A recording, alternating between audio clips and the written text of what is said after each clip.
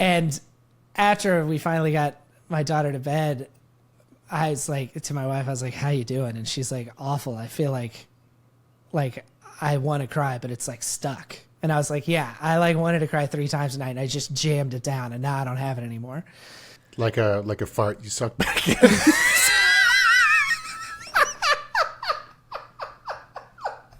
Sorry. Sorry, I'm a terrible human being, and sorry. Okay, so let's record the intro now. So what did Milkless? Because I think we start with the name. 2 dads. We love our kids, but then we also need them to know that we're like pretty cool, and it's not like a wimpy podcast. So, hey, hey, Milkless. Hey, welcome. Hey, Milkless. Call the audience, Milkless. What's up, Milkless? Max coming at you. What if that's it? That's our first take. All right, Matt, we are back from a previously recorded episode. Just kidding, it's live via satellite. You've got a new topic for us today. Something happened in your life that you want to share. We are not going to be rounded out as we're diving in. No studies to round us. How do you want to get into this, Matt? You want to share what happened? Well, yeah. You want to know a fun way to spend a Friday night? What you're going to want to do is you're going to want to pin your 2-year-old to a table while someone puts stitches in her face.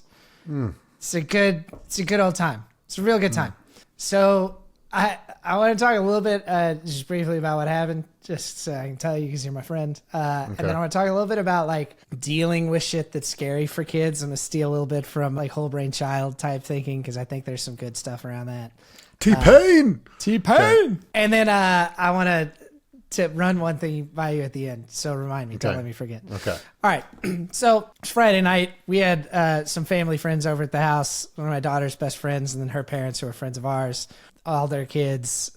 And they asked us to make a pillow pile in the middle of our living room, which I did. Yeah. Kids are jumping around, bouncing around. My wife's out on the porch with her friend. And then I watched this whole thing happen. My 2-year-old jumps off of the couch, full speed, horizontal jump, bounces off a couch pillow on the ground, and goes face first into the side edge of a table, of a hard table. I heard it. I watched it. Apparently, my wife was inside like 2 seconds later. She knew. And I was like, what happened? And she said, you said, shit, that was bad. And like picked her up. She's bleeding all over my shirt. She's sobbing. We, like have a couple people look at it. We like FaceTime some doctor friends and they're like, you need to get stitches because it's swelling. It's not going to close back up. And it's going to be a big scar if you don't get stitches. So my oldest goes and spends the night at our friend's house and we go to the urgent care. It's like, we get there, it's like 8 p.m. By the time the doctor actually sees her, it's like 9:30 p.m. We've been in this waiting room for an hour and a half. And it's fucking miserable. Like I'm like they've got like the paper rolled out on one of the flat things. And I'm on top of my 2-year-old. We're both just sweating profusely with her hands in my hands. My wife and I are both singing to her. I've got my face pushed up against her face so that she can't turn away from the doctor. And she's just screaming, I want to be somewhere else. It was just not a lot of fun. Did she get numbing agent first? She got a numbing agent, yeah, but she could still feel it enough. She kept saying, like, he's nibbling on me. She thought he was, like, biting her. And it was like, and they had to put this thing, like, over her face that just had a little hole in it so that it was, like, sterile. But then it kept going over her eyes, and she would scream, like, I can't see you, Daddy. And I'd have to, like, pull it out. But then the doctor was like, don't move it. And I was like, if she can't see me, she's not going to be still. It just sucked. It's just the thing that sucked. Yeah. She's fine. Stitches came out. She's good. She's fine. But it was a bummer. Obviously, it was like my wife and I were both super just like, it just felt like you kind of got punched in the stomach. Yeah, it sucks. It's a weird thing too, because like as a parent, I sometimes think about like how much do you hide your emotions from your kids? And that night it was like 100%. I feel awful and stressed and cruel for like, so much of like the hardest part of parenting is like kind of making your kids do things they don't want to do because they will be good for them in the long run. This was like a very concentrated version of that. Right. And after we finally got my daughter to bed, I was like, to my wife, I was like, how you doing? And she's like, awful. I feel like I want to cry, but it's like stuck. And I was like, yeah, I like wanted to cry 3 times a night and I just jammed it down and now I don't have it anymore. Like a fart you suck back in.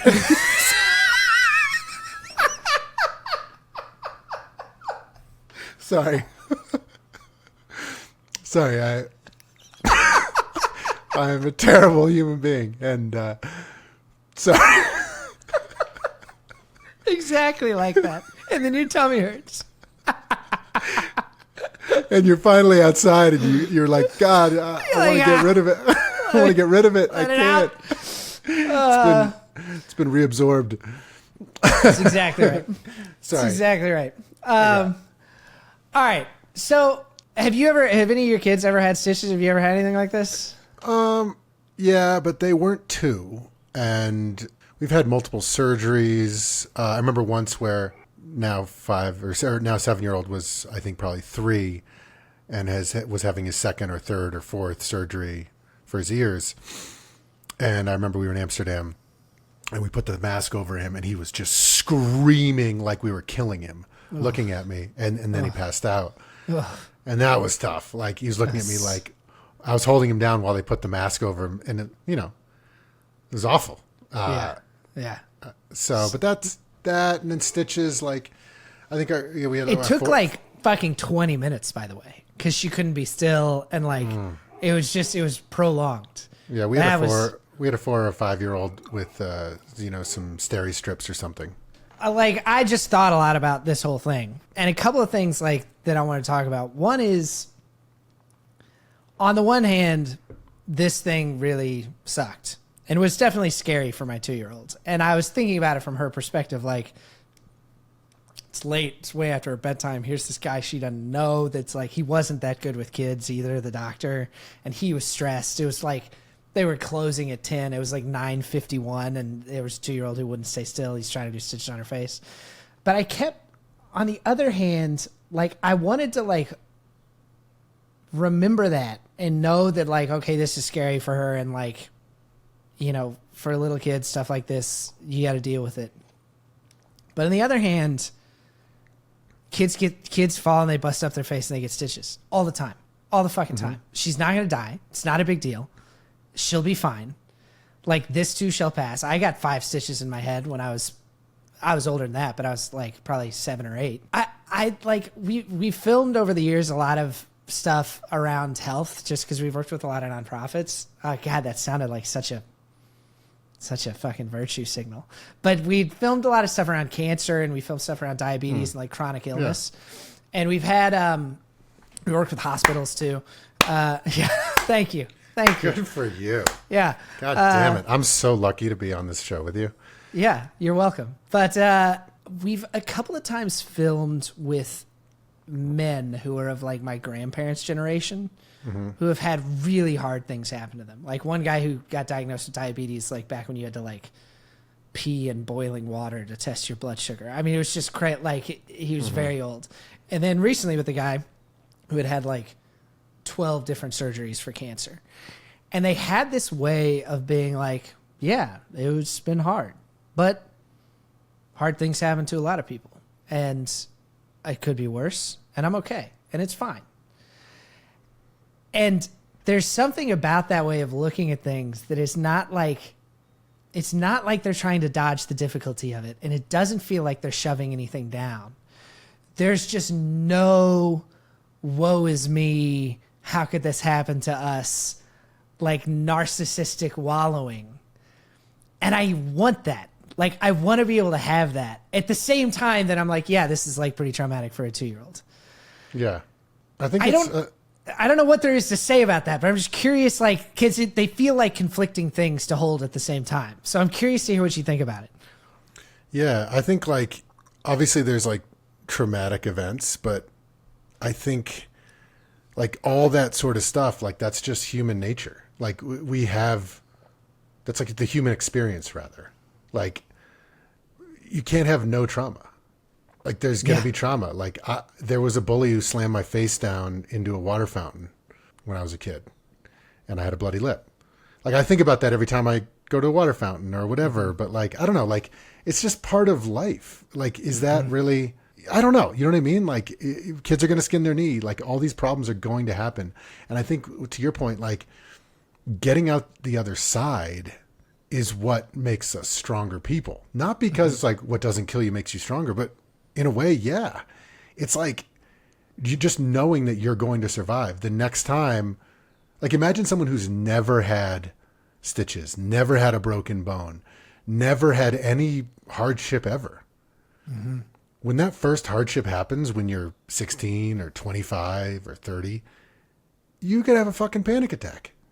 I'm not saying like everyone needs to have stitches, but it's the same thing with like a truly sheltered, you know, over sterile environment. You develop you can develop weird allergies. Yeah. Yeah. Like your immune system doesn't get tested. Like it's almost, I like the way you're putting it because like, I think of it as like these two opposing things that are hard to kind of like keep in your brain at the same time. That it's like traumatic and scary and also not that big a deal and happens to many, many people. Like, but maybe it's not that it's not that big a deal. Yeah, it is traumatic and scary. And for a 2-year-old, it is a pretty big deal. It's probably one of the scariest things that's ever happened to her, if not the scariest thing that's ever happened to her. But also, it happens to all kinds of people, and they come out the other side, and they're okay. And like, and if, because I kind of said something to my wife about like, yeah, maybe in some ways this is not bad because like, this is the kind of thing that's going to happen eventually. And she got through it now. And my wife said like, I think it's not bad as long as they're really supported through it. That's exactly what I was going to say is like, if you freak out and you scream at the doctor and it's like, God damn it, she's a 2-year-old for God's sake. Like, blah, blah, blah. Like, and it was like, that adds to the trauma. And then that's like the memory of this or like shame, like, how could you slam your face? Blah, blah, blah. Like if it's just like, hey, just like when the kid's having a tantrum, hey, this shit happens. I'm here for you. Like, yeah, no, this is going to happen. Oh yeah, we slam our face. Daddy slammed his face when he was 8. Like, yeah, no, this sucks, but this happens, you know, then it's like, I don't know. That's probably a good thing. This episode is brought to you by the Milkless Patreon. If you want to keep listening, it's only going to cost $79.99 per month. We're going entirely offline, so you can no longer listen unless you pay $79.99 per month. Just kidding. It's fucking free. We're actually losing money on the episodes, but we love doing it for you. All we want is for you to tell a friend. Think about that one friend who listens to podcasts. They told you about serial podcasts. They told you about, and it's like, tell them about one. Yeah. And it's Milkless. Just return the favor. The $79.99 does get you feet pics from Max. So if you're into that. So there are a couple of things that I really had in mind from reading some of that Dan Siegel stuff about like, just like scary stuff with kids that were really helpful. One of them was that like telling the story of it after it happens. That is something that's like really, really helpful for kids. Stories are the way that we process events and like understand them. And it was interesting for my daughter did not want to talk about it.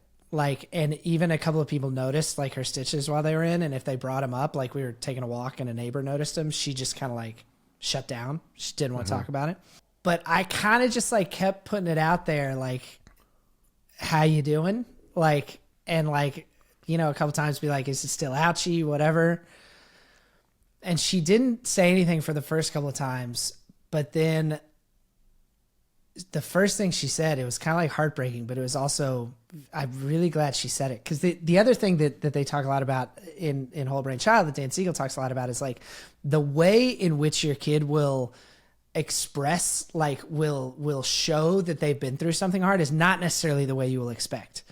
Like, it's not like they're suddenly going to be scared of jumping on a pillow. It's going to like come out in some other totally weird way. And so like the first night I had put her to bed after that happened, my wife put her to bed that night and then I put her to bed the next night. She suddenly said like, and I've never heard this out of her mouth before. She suddenly said, "I'm not pretty." And I was like, what the, like, where? And of course I was like, oh my gosh, I think you're so beautiful and da da da. And I thought it was like, cause she had this mark on her face suddenly, but she kind of couldn't articulate why or where she heard that. And I was like, did anybody like, where did you hear that? Did somebody say that to you? Cause I'll definitely stab them in the fucking neck. But it wasn't until she finally, like, we finally started talking about what happened that I realized it. So the first thing she said was she said, "I couldn't be still." And as we started like talking about it a little bit, she goes around. One of the things we talk about with my 2-year-old all the time that we love is she just walks around saying like, "I'm so big, I'm so brave, I'm so tall, I'm big sister. Sister's a little sister." Like she'll call my 7-year-old the little sister. Yeah. And what came out was that like that like total confidence that she had in her bravery had been shaken. And because she was like, "I couldn't be brave." She was just, and I think what she meant when she was like, "I'm not pretty," was like, it had nothing to do with her physical appearance. It was about like her image of herself as this kind of unstoppable, brave little kid. So of course, like we talked about that. And then we talked through the whole event and talked about what had happened. And like in talking about the event, it was so cool because I was like, "Yeah, that was scary, huh?" And she's like, "Yeah." And I was like, was the doctor scary? And she said, "Yeah, I didn't like him, but he was trying to help." And then I was like, and you couldn't see me sometimes. I bet that was hard. And she said, "Yeah, but you and mommy sang." And I was like, and then it was over, right? And she said, "Yeah." And then we got gummy bunnies because afterwards I knew it's like, there was something about me, like the urgent care was next to a grocery store and we got out of there at like 10:30 PM. I mean, we're hours past her bedtime, but I was like, we're going to the grocery store and she's picking out candy and we're eating it on the ride home because there needs to be something at the end of this that's like special. And so it's like, just by talking through the story of it, one, I figured out like what had really happened was not so much her being like scared of the injury. It was like her confidence and her bravery got shaken. And then by telling the story over and over, we were able to be like, but actually you did get all the stitches. You did get it. And she's like, "I wasn't brave because I was scared." And it was like, actually you can't be brave unless you're scared. Being brave is being scared and doing it anyways.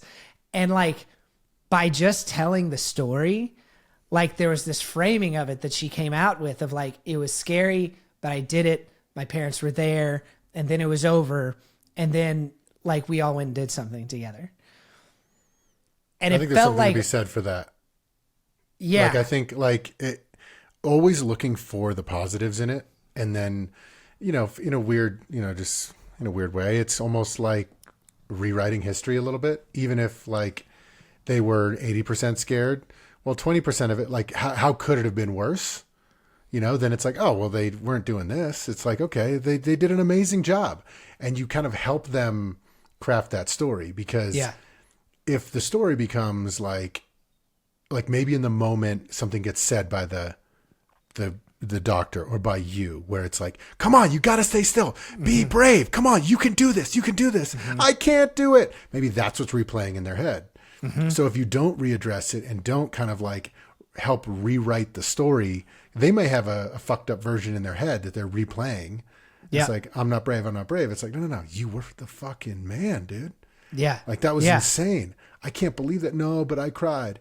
You help them find that thing to use it as a positive thing, because these traumatic events can either be, when they replay them in their head, like, was it negative, neutral, or positive, And I think we want to go at least neutral, if not positive. So when they re-access that memory, it's like, oh my God.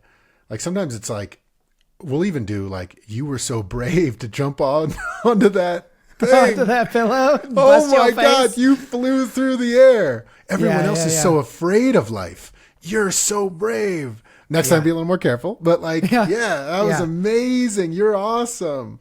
Yeah. You know, like, oh my God, I was awesome. Yeah. I was brave. Yeah. You know? And then when you got the stitches, of course it's scary, but you did it. You did it. Yeah. You didn't bite through your own lip. Right. And like and a couple of things about it were cool. One was we didn't have to like rewrite the story with anything that wasn't true. It was more just like, what are we gonna focus because we on talk about this all the time. Like two people could have the exact same experience of something and tell themselves totally different stories about it, right? Like the thing that was like really like incredible was that I didn't have to be the one to be like, but me and mommy sang to you. We were there the whole time. Like she was remembering that. And the things that, and I think I've talked about this before, so sorry if I'm repeating myself, but I did just find it really fascinating. We did that whole Netflix series about military veterans. And one of the things that just fascinated me about it is that like guys could be in the exact same Humvee that got blown up by an IED. And like one of them could come home and be generally speaking fine. I mean, not that it has no impact on them, but like they're okay. They're married, they got kids, they go get a job. And another person could struggle with addiction and PTSD for the rest of their life, you know? And two of the biggest determining factors were, one, did they have a network of support when it was happening and afterwards? Which is interesting because like the idea that PTSD like is an afterwards thing, that like if you have the support network there, you're much less likely to develop it. And then two, did they feel helpless while the thing was happening?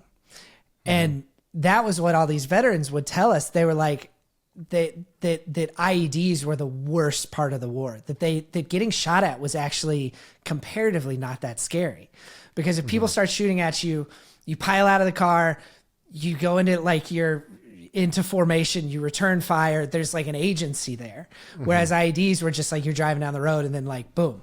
Like what was so cool about like the story that she was eventually able to form around that, and we were able to help her form, was like, no, you weren't helpless. You did it even though you were scared. And like, there were people there with you the whole time. And we're here with you now. Yeah. I think that's the money right there. I mean, the last link, you said you wanted to run one thing by me. Oh yeah. All right. Okay. So I think you're going to think this is bullshit, and I kind of want to think this is bullshit, but I've told a couple other people and they're all like, eh? So 2 nights before this happened, I had this fucking bizarre dream that we were like the most powerful family in like a kind of slum place. Think like desert planets in Star Wars, like super dangerous, kind of like trading post, whatever. And we lived in this big, like, the architecture is badass. It was all like sand and metal and stuff. And it was like, there was a big restaurant in it. We essentially lived in like a castle that was kind of a public area. And we had like our private area, and it was cool. It was an interesting dream. And my kids were there. What did you guys do for work? Did you know? We were like, I don't know. There was like an off planet, really wealthy society. And we were kind of the go-between between them and like resources that they needed. But we were also, at least in the story of the dream, we were like good, and we tried to take care of the people who were kind of on this poorer thing. And we had this dope house, and it was kind of cool, but it was also clearly like a harsh world. Like we had a swimming pool, and somebody found like a dead dog in it, and they just like threw it away. And it was like, all right, this is like hard living on this planet, you know? Well, there are swimming pools though. Yeah, but we had a swimming pool, right? Like it was an interesting, but like it was a public swimming pool that like everybody could come enjoy, because like, even though it was, you know. And then this guy comes up, and he's like 8 feet tall. And he's like, so this is your little fiefdom, huh? And I'm like, yeah. And he's like, well, I own everything else down here. And he was like, there was like a predatory vibe to him. I didn't like him. And I think I said something like, yeah, but you're still down here. Like, and so it's clear, like there was a little conflict. And then the next thing I know in the dream, my youngest, my 2-year-old, walks out on like 30-foot tall stilts, and she's way up in the air. And I'm like, whoa, this does not look like a good idea. And she's like walking on these big stilts, and then this 8-foot tall dude comes out on his own stilts, and he's her height, and I see him walking toward her, and I'm like, no. And so I start running over there, And then he tangles up with her, and my 2-year-old falls and bounces on a trampoline and bounces up into this catwalk area where I can't see her. And I am screaming because I'm like, I don't know what's happened to her and I can't see her. And I just like go climbing up this ladder as fast as I can. And I get to her and I'm holding her to me and I'm just screaming. And I wake up. The next day I was like, oh shit, that was terrifying. Like, what's going to happen? Like, nothing happened the next day. The day after that, You set up a pad of I things set for up them a to jump fucking on. trampoline on my floor next to a hard table. But we've set up this pillow pile hundreds of times. This pillow pile is a regular feature. The day after that, she jumps off a thing, bounces off a pillow, not a trampoline. And then the position that I was holding her in when I woke up was the exact position that I held her in while she screamed, I want to be somewhere else, while she got stitches. And there were people over at her house when it happened. There was no like evil emperor. They were our friends. They were nice people. But like, that's fucking weird, right? Is that not weird? It's pretty weird, but stranger things have happened. Also, you may have subconsciously created this. Fuck you. Fuck you. No. That I reject. Because you're a strong man who can handle this mentally. Why was the table so close to the landing pad? I just didn't think to move it. I just hadn't moved back yet. We were still building the thing. It wasn't finished. Oh, she jumped the gun onto the...